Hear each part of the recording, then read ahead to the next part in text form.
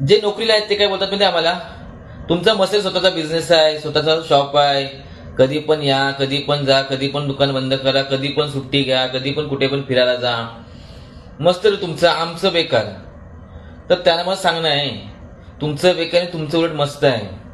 तुम्ही 8 तास जॉब करताय, घरी येताय, आरामात झोपताय, कुठे जायचं ते जाताय.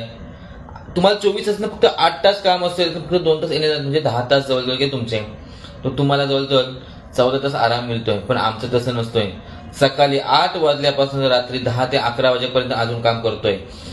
कामच करत असतो. ना कुणाची हलत, ना कुणाचं लग्न, ना साखरपुडा, ना काहीच नाही. जातो आम्ही वेळेवर जेवणापुरते. लोक बोलतात पण जेवायला टायमावर आला. जेवणापुरते जातो असं वाटतं कधी कधी. मजा नाही, नाचणं नाही, गाणं नाही, काहीच नसतं. धंदा बोलशील ना तेवढं सोपं नाही करणं. खूप कठीण आहे धंदा करणं, कारण कुठं येणं जाण्याने हाऊस मौज काहीच नसते. आज सासूवडीला हालत आहे पण गेलो नाही, बायको गेले का काम आहे, उद्या भरपूर काम द्यायचं आहे. लोकांची लग्न असली की आम्हाला काम. स्वतःच्या लग्नात सुद्धा मला मशीन बसायला लागलं होतं. ही माझी अवस्था होती. घरात भावाचं लग्न झालं तेव्हा सुद्धा मशीनवर, कुणाचं काही असेल मशीनवर, गणपती असेल नवऱ्याचं मशीनवर बसावंच लागतं. टेलरचं आयुष्य तर खूप, म्हणजे व्यवसाय करणं एवढं सोपं नाही जो लोकांना वाटतं. खूप कठीण आहे व्यवसाय करणं. आणि त्यातल्या त्यात म्हणजे कस्टमर सांभाळणं. कुठे पण गेलो, कधी पण गेलो तर कस्टमर शिव्या देतील रे.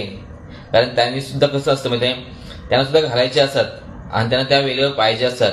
आणि जर त्या वेळेवर त्यांना दिले नाही आपण जर मजा करत बसलो तर लोक शिव्या घालतील किंवा चपलेने मारतील. त्यामुळे लोकांची चिंता आणि शेवटी पोटाची चिंता करत व्यवसाय करावा लागतो. नोकरी पण चांगली पण त्यापेक्षा सोपा नाही रे व्यवसाय. पण व्यवसाय करा तुम्ही, कारण व्यवसायात पैसा असतो. हे पण मी तुम्हाला सांगतो. स्वतःचा बिझनेस हा हक्काचा असतो. फक्त हिंमत लागते करायला, बाकी काहीच नाही. हिंमत दाखवा आणि या तुम्ही पुढे व्हा.